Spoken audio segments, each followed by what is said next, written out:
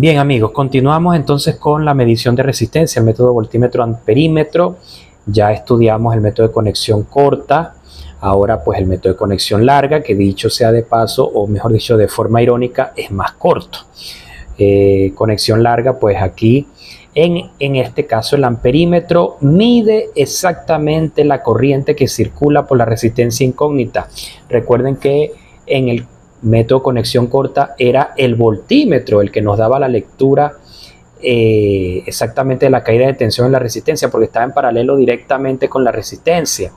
Aquí no, aquí es el amperímetro el que está directamente en serie con la resistencia X, o sea, Ix es igual a la corriente medida, así como está aquí bien expresado, mientras que el voltímetro resulta que está en paralelo con el amperímetro y la resistencia incógnita, está en paralelo con estos dos elementos, con lo cual la lectura del voltímetro es la caída de tensión sumada del voltaje en el amperímetro más el voltaje en la resistencia X. Bueno, por ley de Ohm tenemos lo mismo de siempre, pues la resistencia medida es igual a las lecturas del voltímetro dividido entre la lectura del amperímetro, o sea, la lectura del voltímetro y el amperímetro divididas. Esa es la resistencia medida.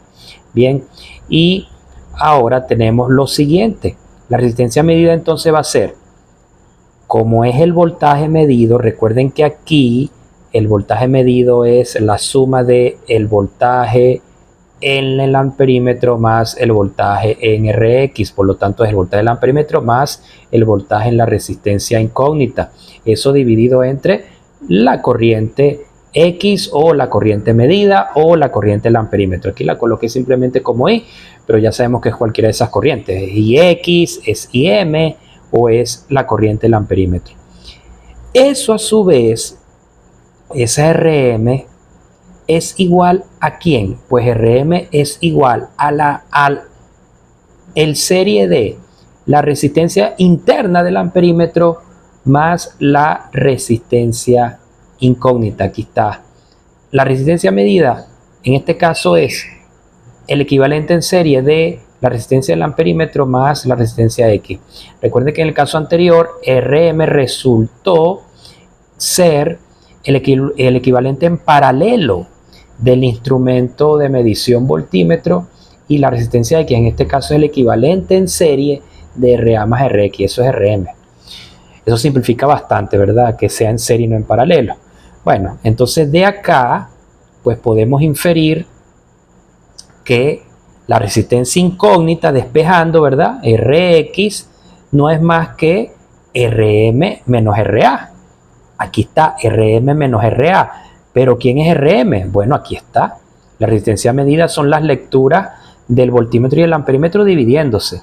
Entonces tenemos que Rx es la lectura del voltímetro entre la lectura del amperímetro menos la resistencia interna del amperímetro. Todos datos pues conocidos. La medición del voltímetro en voltios, obviamente, la medición en amperios del amperímetro menos la resistencia interna del amperímetro, que así como la resistencia interna del voltímetro pues está disponible en los datos de fabricación, en los datos de placa, en la caja del amperímetro, es decir, son valores nominales, pues valores que trae el instrumento.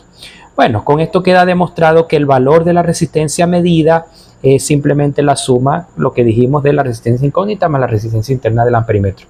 Entonces Rx se consigue de esta manera: lectura del voltímetro entre lectura del amperímetro menos resistencia interna del amperímetro. Esa es la fórmula a usar para encontrar Rx en el método voltímetro-amperímetro conexión larga. ¿Okay? Ahora pasamos a el cálculo del error. Esto aplica para cualquiera de los dos métodos, sea conexión larga o corta. Independientemente del método, pues en el método voltímetro-amperímetro el error absoluto, abreviado como EA, es igual a resistencia medida menos la resistencia incógnita, que pues ya no sería incógnita, ¿verdad? Sería simplemente Rx, el valor que se obtenga. Entonces, la RM, que es la división de las lecturas, ¿verdad? Voltaje o tensión del voltímetro entre corriente del amperímetro, eso dividido o mejor, eso dividido, y luego restado a la resistencia encontrada por los cálculos matemáticos, pues eso nos da el error absoluto.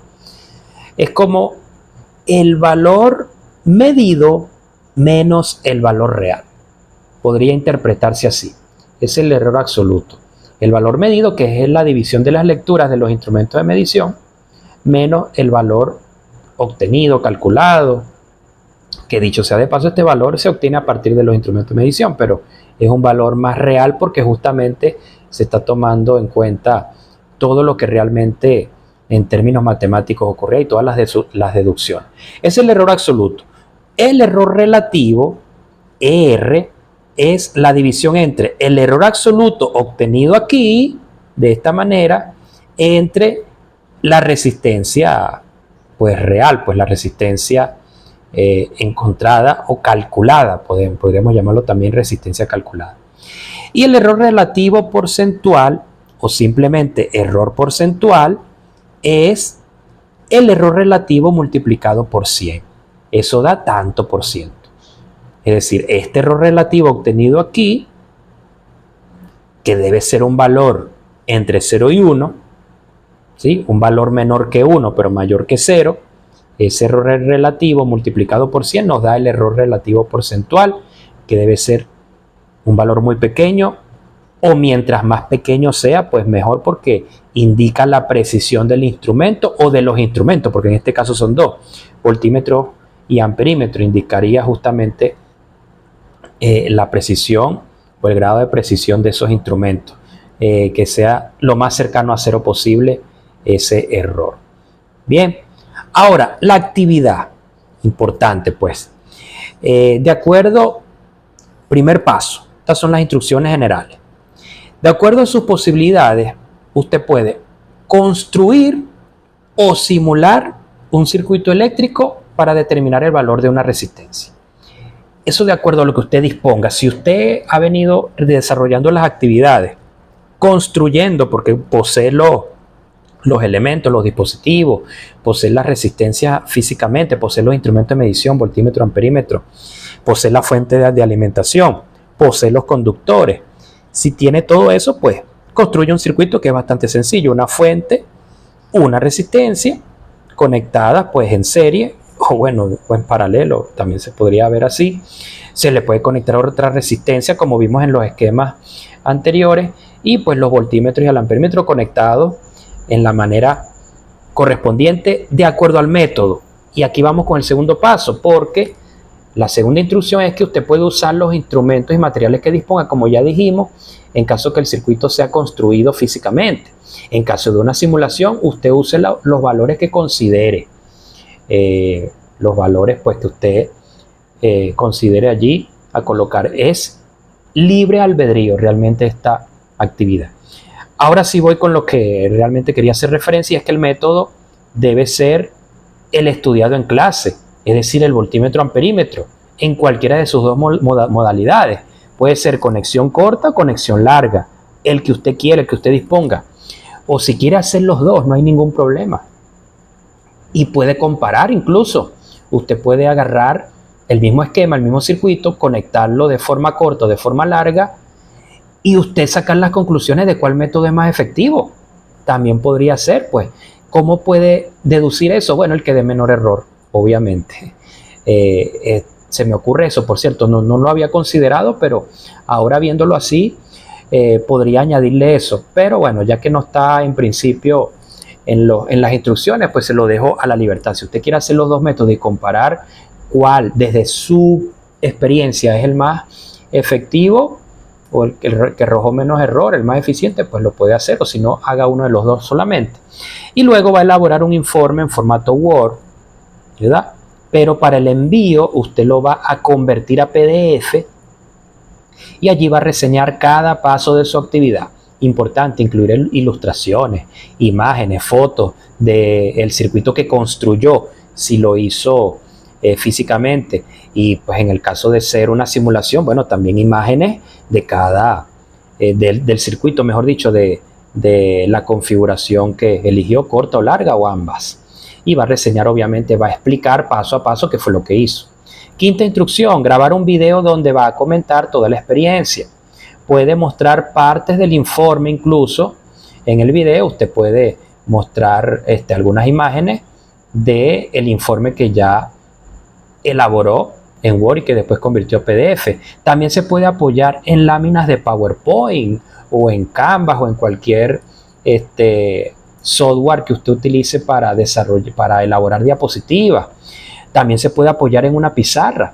Si usted considera o tiene a su alcance una pizarra acrílica y quiere allí explicar el paso a paso de lo que hizo, también es válido. ¿Ok? Lo importante es cumplir con cada una de estas pautas, cualquiera que sea. Y por último, la puntualidad, señores. Es uno de los criterios de evaluación. Aparte del informe, que cumpla con los pasos, que usted lo envió en PDF, que usted reseñó cada una de las fases de su experiencia, que además, en el video usted se apoyó en partes del informe, que ese informe tiene ilustraciones, que elaboró láminas de PowerPoint para apoyarse o utilizó una pizarra. Aparte de todos esos criterios, ¿verdad?, que le dan peso al informe en sí, también la puntualidad es uno de los criterios de evaluación. La fecha límite de esta actividad, que es el informe más el video, pues es el 25 de enero antes de la medianoche. ¿Okay? De todas maneras, aquí como ven explico la actividad, pero esto, como debe ser, será colgado en la parte, en el ítem de actividad correspondiente a este topic, pues, para que ustedes allí lo tengan al alcance y por supuesto yo poder hacer mi trabajo, que es cumplir con la fecha correspondiente y después ponderar. ¿Okay? Y bueno, aquí está la actividad. Estamos a la orden, por cierto. Cualquier comentario que quieran hacer lo pueden hacer a través de la plataforma. Pueden escribirnos por allí. Y bueno, como siempre, yo intento enviar un mensaje que tiene que ver con lo ambiental, ya que es una de las áreas en las cuales me desenvuelvo y que tiene una relación directa con la energía o con la electricidad. Y bueno, les digo que la única energía que no contamina es aquella que no se consume. Por lo tanto, como siempre necesitamos energía, pues siempre vamos a estar contaminando. Eso es inevitable, pero podemos ahorrar energía. Y cuando ahorramos energía, contaminamos menos. Ese es un mensaje que les doy. Bueno, muchísimas gracias, muchachos. Estos videos, como ya se habrán dado cuenta, los estamos colgando en un canal de YouTube que he creado. Y bueno, se pueden suscribir allí también. Ahí vamos a seguir subiendo contenido de aquí en adelante en el área, pues así no sea docente directamente de la siguiente asignatura, pero bueno, les puede ayudar en su formación general, en su culturización general, en su formación académica profesional, y lo seguiremos haciendo. Bueno, muchas gracias, en contacto pues.